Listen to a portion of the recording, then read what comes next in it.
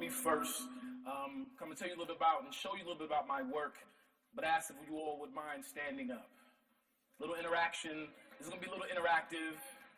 All right. I want everybody to take their hands and stretch it out like that. Maybe move around, give a little bit of room.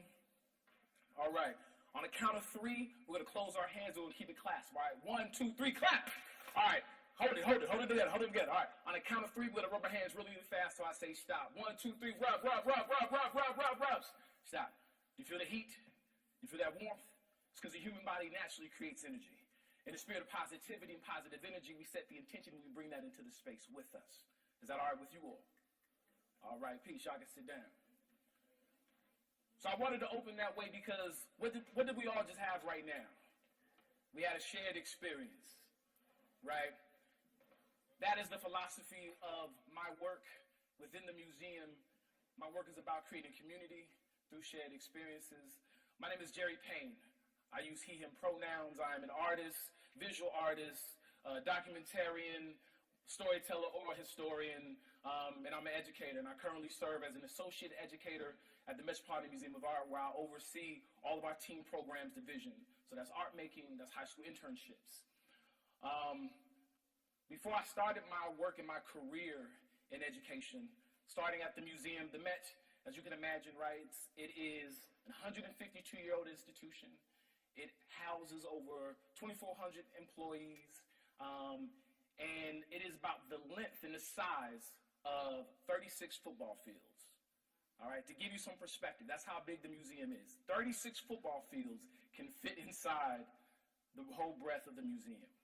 So when I first started my work at the museum, and also to give you more perspective, right, my department, which is the education department, is one of the larger departments in the museum. We have 17 curatorial departments, right?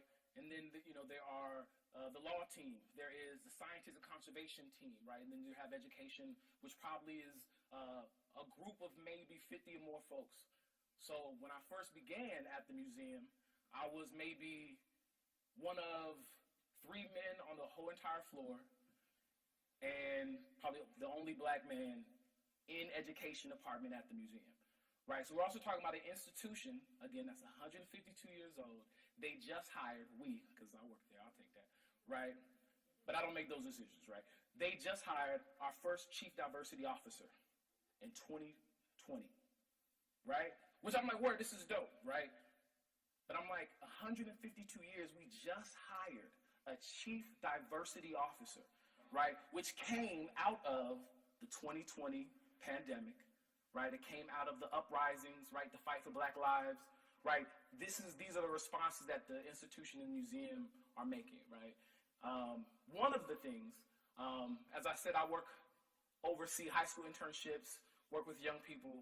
Part of my work is creating space and room for young people within the institution, right. So prior to 2020, right, I had a mandate where at least 55% of our positions and internships go to young people to Title I schools, right? So that's young people who qualify for free lunch, may come from low-income housings and backgrounds, right? And so post-2020, that was our mandate, 55%, right? After the pandemic, right, institution is like, yo, we're going to move things up. We're going to go from 55 to 75%, which is dope, right? So now 75% of our positions go to young people from Title I schools or D79 schools, which I would call the young people who are on non-curricular pathways, education pathways, or an invisible population, right? And young people is a broad term, right? So for us, that could be as young as 12 or 13 all the way to 21, 22, right? My work within the museum, I said, well, one, yes, it is about young people, but it's also about creating community with young people, which is one part of it. The other aspect of my work, though, is having to build relationships within the institution for people to also support young people, right? And so I remember when I first started, my mentor at the time, her name was Sandra Jackson Dumont. She's no longer there. She's now the CEO director at the Lucas Museum Narrative Art in LA. And I remember being like, yo, I'm struggling to build community here inside the museum, right? So I myself first have to seek out my own allies within the institution. Like, I have to build community too. And something she gave me, it changed, I think, the way that I looked at the work at the time was, well, you also need to find co-conspirators and people who are willing to get in the trenches with you, right? And so at that time, prior to the pandemic, a lot of the work that I did was subversive, which I'm fine with. I'm cool with doing the behind-the-scenes work because I know this work that is important is making a long-term impact, right? Oftentimes, big changes at institutions like a museum, right, big changes have to come from the top, but I've seen through my work, though, that we can push and make changes in the middle. And being able to do that requires you to have allies across departments, allies interdepartmentally, and people who have shared values about what is the importance of the work that you're trying to do. As I said, I work with young people. For me, am I ally? I like to think so, but I don't really get to make that determination. The young people with who I serve, they get to make that determination based on my actions and the work that I do for them, right? Because I always say, like, yes, I think what I'm doing is important, right? I think I'm having an impact, but I don't really get to say that. The young people, because I'm a public servant, the young people get to say 5 and 10 years from now how impactful our program is, how valuable and how impactful I have been. They get to make that determination. What I can do is show up and do the work, right? Now, sometimes part of my work is, as I said, working with people to get them prepared to work with young people. My question for you all, you can raise your hands. How many of you actively have young people in your lives? This is beautiful. This is beautiful, right?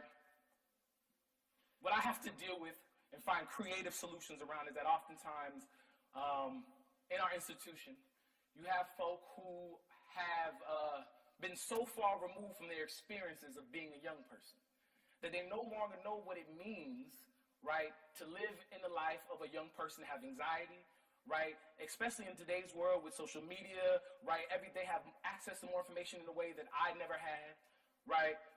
They no longer know what it means to care for, on a social-emotional level, to care for young people and how to support them.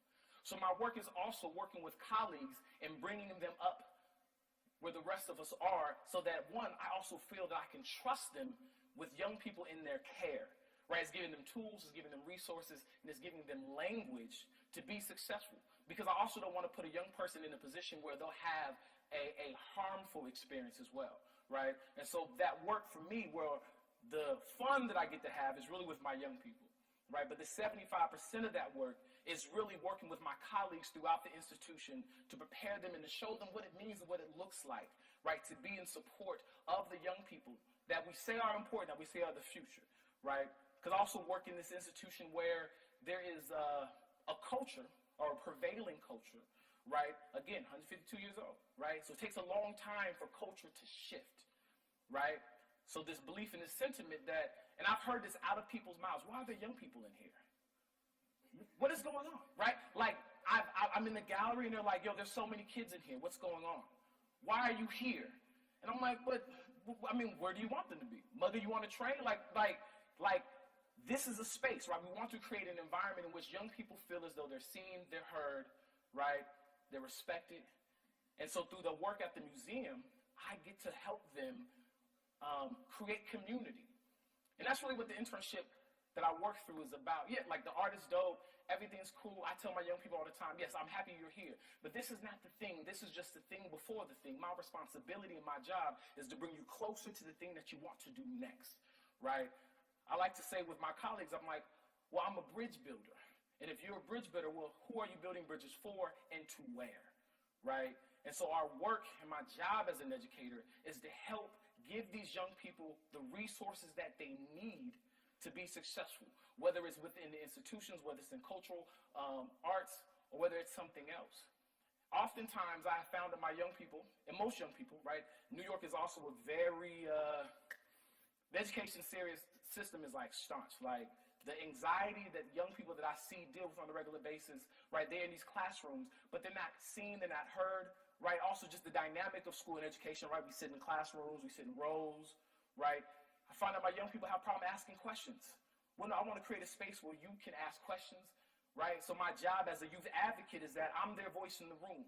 I'm able to push their agendas, their beliefs and things that they want to do through the work and make sure that the institution is also truly being accountable to the young people that we serve. See, they believe that they have to be accountable to us, But the reality is that my responsibility, my work, is that I'm accountable to the young people, right? To make sure that there is truly a space for them, that they can come, they can bring the full range of their identities with them into this space. And what does that actually look like, right? So for a place like the museum, that looks like rallying to have all gender restrooms on the floor. Because prior to me coming in, that was not part of the culture in the museum, right? It is instituting things like pronouns, because prior to some of the work that we were doing in education, that was not part of the language, that's not part of the culture, right? And then also, again, bringing our colleagues across the institution along with us, right?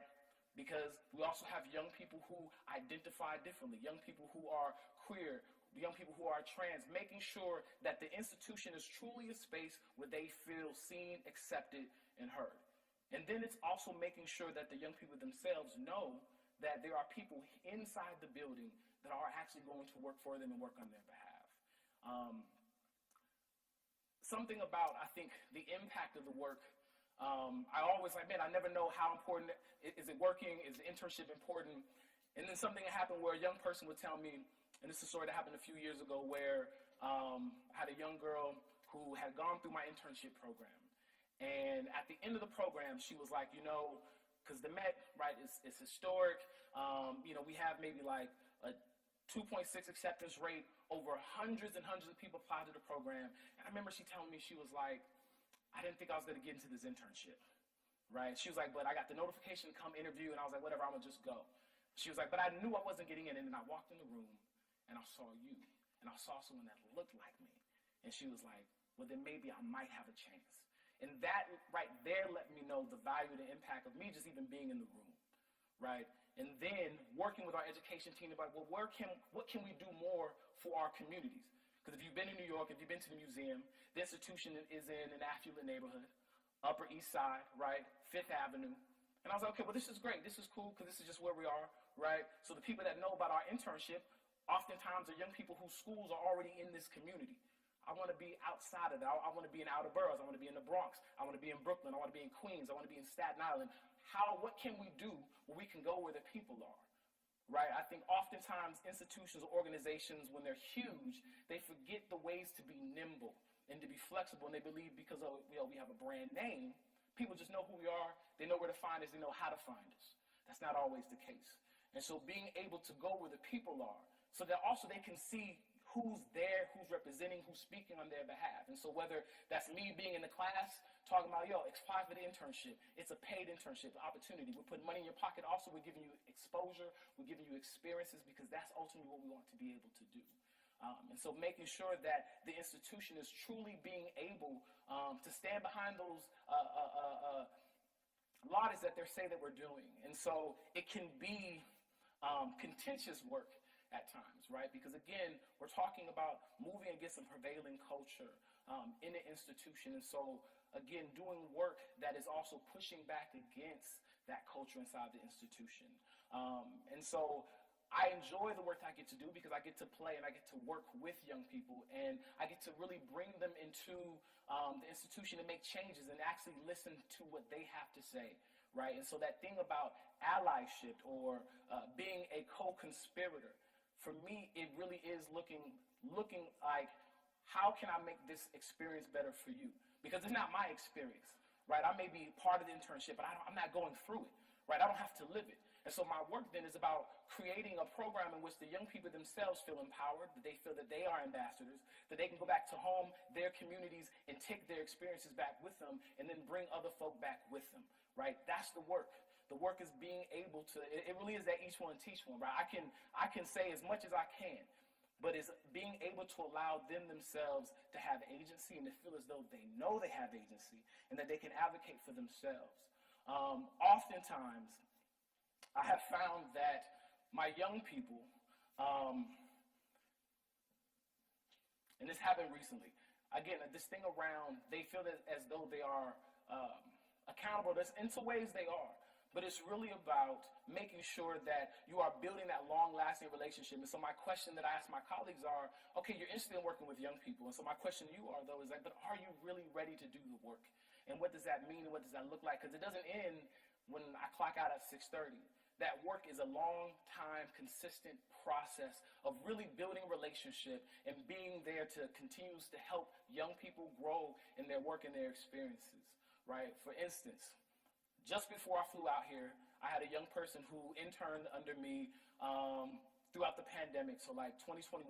So she's now a freshman in college. She sends me a text and she's like, hey, I'm working on a project. I'm at NYU right now. I'm like, okay, dope. What can I do for you? She's like, can I interview you for my project? Say less, absolutely, right? Now, she doesn't know, though, that that day, right, I had physical therapy at 8 in the morning, right, because I broke my finger, right? She doesn't know that then I came to work, and I was in meetings back-to-back from 9 a.m. into 5:30, and then she couldn't meet until 6:30, so I stayed in my office, and then it was going to take me an hour and 15 minutes to get home on the train. Those are things she has no idea about, right? But the work is, I can show up for you when you need me, as you need me to. Because it doesn't stop just because she no longer interns with me. It's that consistent community that we are building with young people, and that they know that there are adults that are in their corner. Because the young people, they come to the museums, and they come to your works, and they come to these experiences from school believing that adults don't see them, and that we're not able to engage with them as whole beings. Young people come with a range of experiences and identities already. And I think one of the main philosophies of our work is not approaching it from a deficit-based position, but from an asset base. So rather than telling young people what they can't do, no, I want to show you what you can do, what you can explore, what you can accomplish, what you can achieve through being here. Now, I am also as honest and vulnerable and transparent with them, because that's part of that relationship building, right? You have to be able to meet them where they are, speak their language, and also allow them space to also engage with you on the same level. That is what I found to be at least the most successful through this work. And I tell them, listen, I can't guarantee you that through this experience you'll have every single question answered. I can't guarantee you. But what I can guarantee is that you'll leave here with more questions. And that's what I hope happens at the end of this experience. And that you then go on, continue to either be lifelong supporters of the arts, but that you also recognize that through this experience, there's so much more for you to be able to do, and that you're able to also, again, go out and kind of flourish and kind of plant seeds. That's kind of how I look at the work that we're doing, is seed planting. Because they're going to go back to their own village, they're going to go off to college, but they're going to remember these experiences.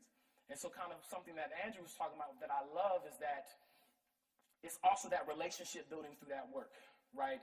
The reality is that oftentimes there are young people who don't know what they don't know.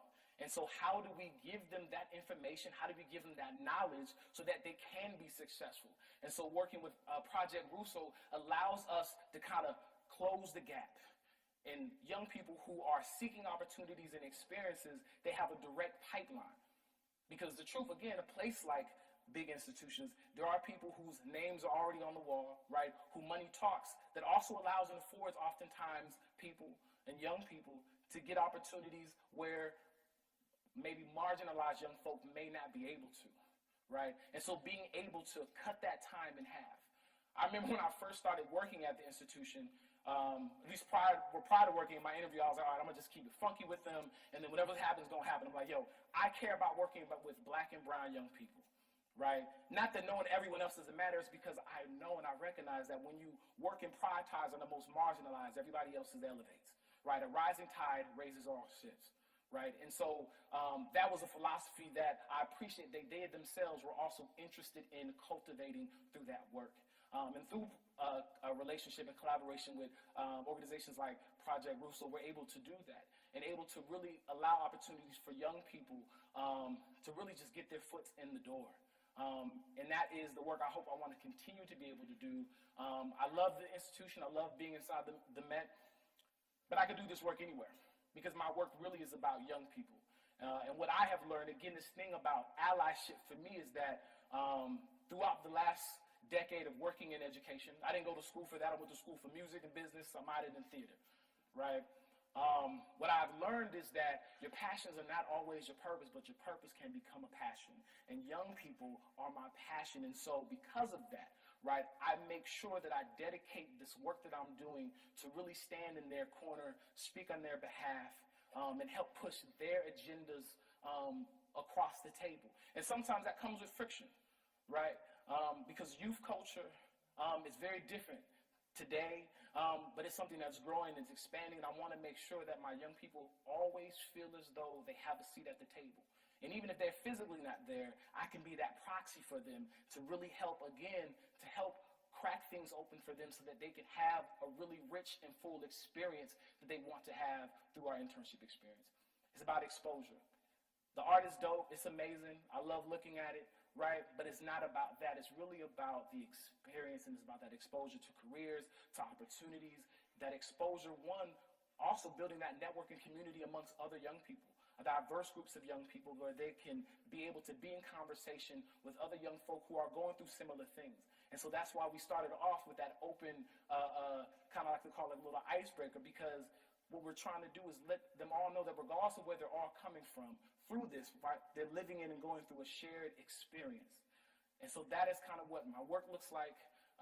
Again, thank you all for allowing me to be here. Andrea extended the invitation, Wendy allowing me to come and speak a little bit about the work that I get to do inside the museum, which it is a privilege.